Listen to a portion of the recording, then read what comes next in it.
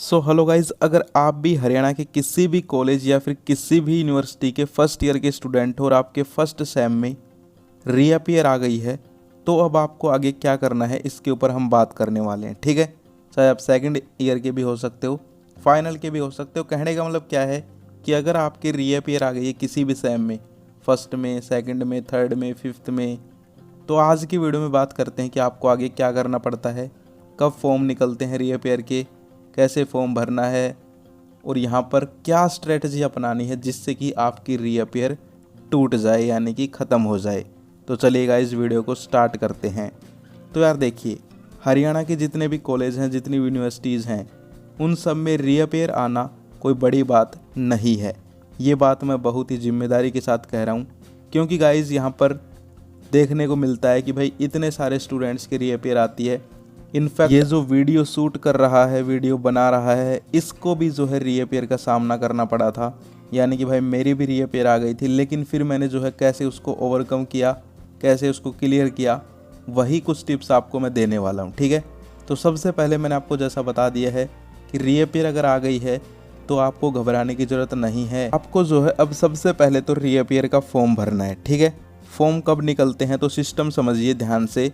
जैसे कि क्या होता है, आपको पता चल गया होगा अगर आपने एडमिशन ले लिया होगा, तो हमारे यहाँ पर जैसे बीए है या फिर बीएससी है, बीकॉम है, 3 साल की होती है, तो उसमें यहाँ पर 6 सेम होते हैं। एक साल में 2 सेम, यानी कि फर्स्ट ईयर में फर्स्ट सेम, सेकंड सेम, फिर सेकंड ईयर में थर्ड सेम, फोर्थ सेम। ठीक है, ऐसे ही। तो यहाँ पर आपके जो फर्स्ट ईयर का अब रिजल्ट आया है, पेपर पहले हुए थे, अब यहाँ पर आप सेकंड सेम के पेपर दे रहे होंगे लगभग, या फिर दे दिए होंगे। ठीक है, तो अब जब थर्ड सेम के पेपर होंगे, यानी कि एक सीक्वेंस बनाई जाती है ओड ओड और इवन इवन की। ठीक है, ओड ओड और इवन इवन। तो फर्स्ट, थर्ड और फिफ्थ ये जो सेम होते हैं, इनके काम एक साथ होते हैं। सेकंड, फोर्थ और सिक्स्थ इनके काम एक साथ होते हैं। आया कुछ समझ में? यानी कि फर्स्ट सेम, थर्ड सेम और फिफ्थ सेम ये जो है, इन तीनों के पेपर भी एक साथ होंगे, इनके रीअपीयर के फॉर्म भी एक साथ भरे जाएंगे। ठीक है, रिजल्ट भी एक साथ आता है।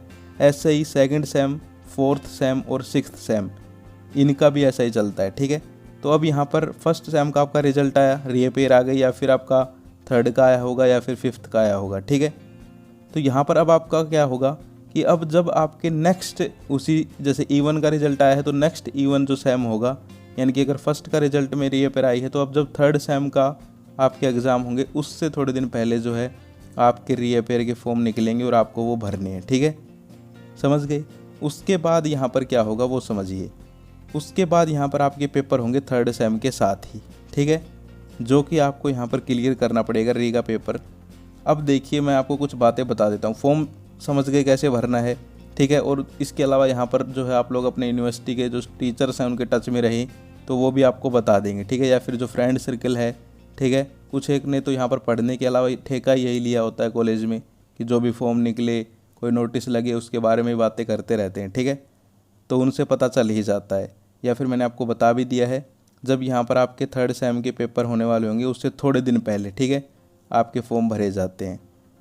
तो अब बात करते हैं हम लोग कि यहाँ पर क्या अब आपको फॉलो करना है, कौन सी स्ट्रैटेजी से पढ़ना है। देखिए यार, मैं यहाँ पर कोई ऐसा बड़ा टीचर वगैरह नहीं हूँ, लेकिन कुछ बातें हैं जो कि मैंने फॉलो की थी अपनी रीअपीयर को जो है पर ख़त्म करने के लिए। ठीक है, और यहाँ पर और भी जो स्टूडेंट हैं जिनकी रीअपीयर सेकंड चांस में वो तोड़ते हैं, उनसे भी कुछ बातें सुनी हैं, तो वो मैं आपको डिलीवर कर रहा हूँ, वो बातें बता रहा हूँ। ठीक है, अच्छे लगे तो फॉलो कर लेना, अगर रिजल्ट मिले तो औरों को भी सजेस्ट कर सकते हो। सबसे पहली बात ये है कि आपने यहाँ पर देखना है कि मुझसे गलती कहाँ हुई। ठीक है, गलती हुई है तभी रीअपीयर आई है, पहली बात तो यही है।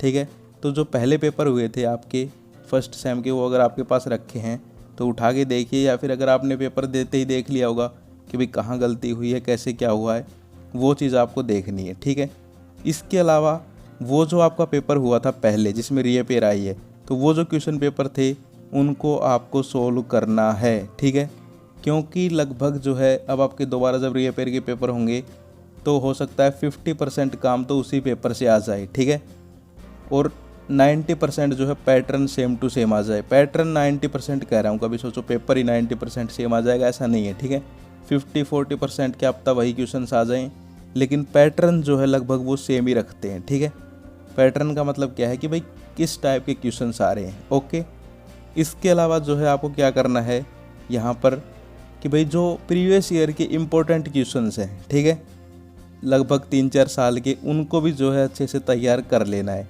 ये 3-4 चीज़ें अगर आप फॉलो कर लेते हैं तो 99% चांसेस हैं कि आपकी रीअपेयर टूट जाए, ठीक है। Okay, so I hope guys आपको समझ में आ गया होगा। अगर आप इन बातों को फॉलो करते हैं तो 100% आपकी रीअपेयर टूट जाएगी। Wish you all the best. जय हिंद, जय भारत।